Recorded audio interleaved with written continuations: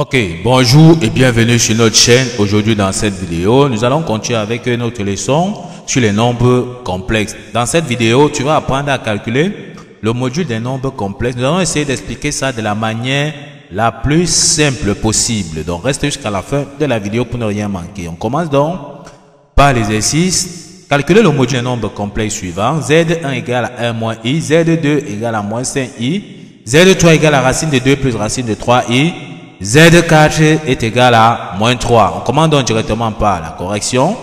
Z1 égale à 1 moins i. On demande donc de calculer dans le module de Z1. On va devoir commencer par un rappel qui dit que la forme algébrique d'un nombre complexe est tout simplement donc A plus BI.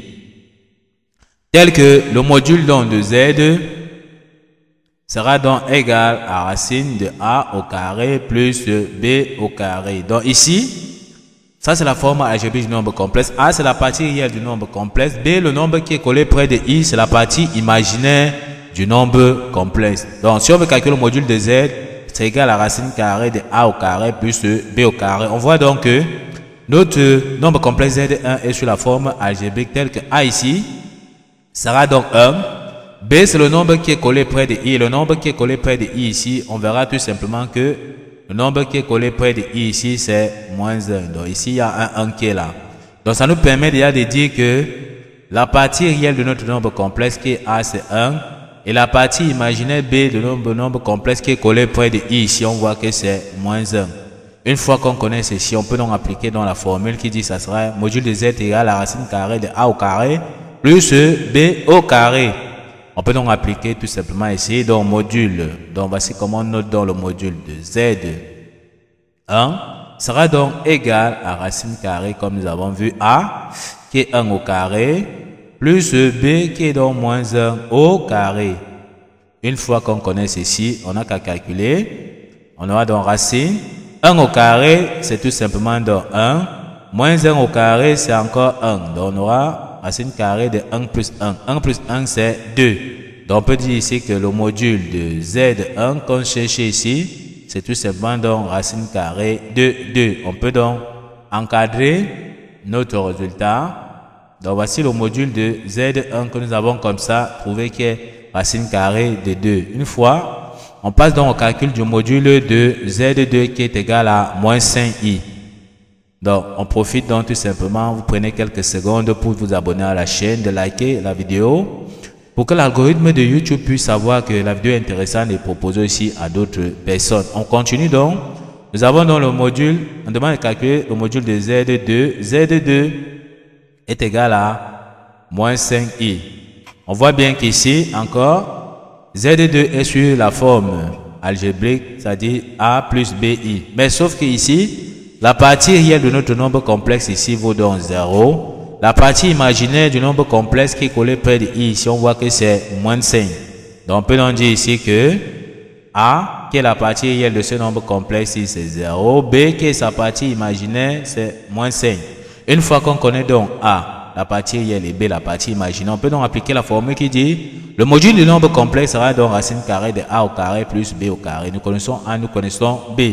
On peut donc appliquer tout simplement donc module de Z2 sera donc égal à racine carrée de A qui est donc 0 au carré plus B qui est moins 5 au carré. On aura ici 0 au carré c'est 0, moins 5 au carré c'est encore 5 au carré parce que le moins qui est ici là est élevé au carré, ça devient donc plus. Donc on reste avec 5 au carré, d'accord? Et ici, on va appliquer la propriété qui dit tout simplement que racine donc de A au carré est égale à la valeur absolue de A. Donc ici, quand 5 au carré, quand ça va sortir de la racine carrée, ça va devenir tout simplement donc 5, d'après la propriété ici que nous avons vue. D'accord? Donc ici, on peut donc dire que notre Z2, le module donc de Z2, sera donc tout simplement égal à 5. On peut donc encadrer notre résultat. Donc voici le module de Z2 que nous avons comme ça donc trouvé, qui est égal à 5. Une fois qu'on a calculé le module de Z2, on passe donc au module de Z3. On efface donc tout simplement donc notre tableau pour avoir l'espace de travail. On profite donc quelques secondes, d'accord, profitez de quelques secondes pour vous abonner à la chaîne, de liker la vidéo pour que l'algorithme de YouTube puisse comprendre que la vidéo est intéressante et de proposer aussi à d'autres personnes. D'accord, et encourager la chaîne, ça nous fait vraiment plaisir. Ok, si c'est fait, on continue avec le calcul du module de Z3 qui est égal à racine de 2 plus racine de 3i. Donc ici, on va donc dire que Z3 est égal à racine de 2 plus racine de 3i. On voit ici que Z3 est sous la forme algébrique, d'accord, A plus BI. Donc ici, la partie réelle de notre nombre complexe A ici sera donc racine de 2. La partie imaginaire, c'est-à-dire le nombre qui est collé près de I, ici on voit que c'est racine carrée de 3. Donc ça nous permet ici de dire que A qui est la partie réelle du nombre complexe c'est racine carrée de 2. B qui est la partie imaginaire de notre nombre complexe, on voit ici que c'est racine carrée de 3. Une fois qu'on connaît donc A et B, on peut donc appliquer la formule qui nous dit que si on veut calculer le module du nombre complexe, c'est égal à la racine carrée de A au carré plus B au carré. On applique donc notre formule ici. Donc le module de Z de 3 sera donc égal à racine carrée de A qui est donc racine carrée de 2 au carré, plus B qui est donc racine de 3 au carré.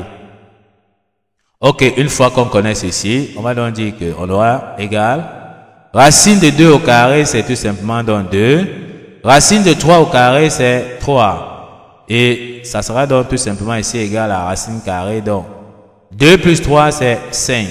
Donc le module de Z de 3 est tout simplement donc égal à racine carrée de 5. On peut donc encadrer notre résultat. On peut donc encadrer tout simplement notre résultat. Bien se rappeler que ici, nous avons appliqué la propriété qui dit que racine de A, le tout au carré est égal à A. Donc, c'est cette propriété-ci que nous avons donc appliquée ici. Donc, racine de 2, le tout au carré, d'après cette propriété-ci, c'est 2. Racine de 3 au carré, c'est tout simplement donc 3. Donc, 2 plus 3, c'est 5. Donc, module de Z de 3, c'est racine carrée de 5. Une fois qu'on a compris ceci, on peut donc passer au calcul donc du module de Z de 4. On efface donc tout simplement donc notre tableau pour avoir l'espace de travail, d'accord? Donc, profite toujours pour s'abonner à la chaîne. Si on n'est pas encore abonné à la chaîne, de liker la vidéo, d'accord? Ok, une fois qu'on a donc effacé l'espace de travail, on peut donc écrire notre module. Donc, on dit que Z de 4 est égal à moins 3. On nous demande donc de calculer le module de Z de 4, sachant bien que Z de 4 est sous la forme algébrique.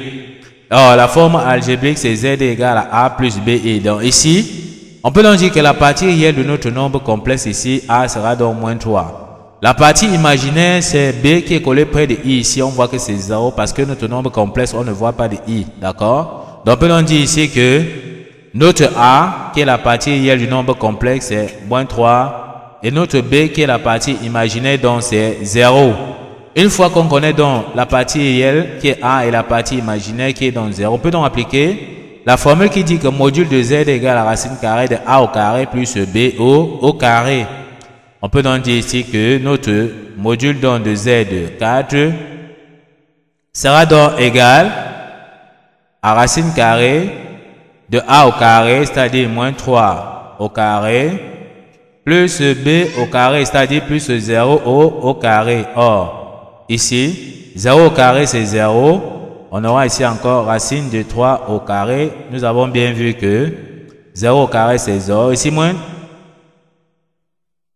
3 au carré. Le moins qui est ici, d'accord, s'élève au carré. Ça devient donc plus. On reste donc avec 3. On va encore appliquer la propriété qui dit tout simplement que racine de A au carré est tout simplement égal à la valeur absolue de A. Donc ici, quand 3 au carré, quand ça va sortir donc de la racine carrée, ça va devenir tout simplement donc 3, d'après la propriété ici que nous avons vu ici. Donc, ça nous permet effectivement de dire que le module de Z de 4 qu'on cherche ici est tout simplement donc égal à 3. On peut donc encadrer tout simplement dans notre résultat. Donc, voici le module de Z de 4 que nous avons comme ça trouvé.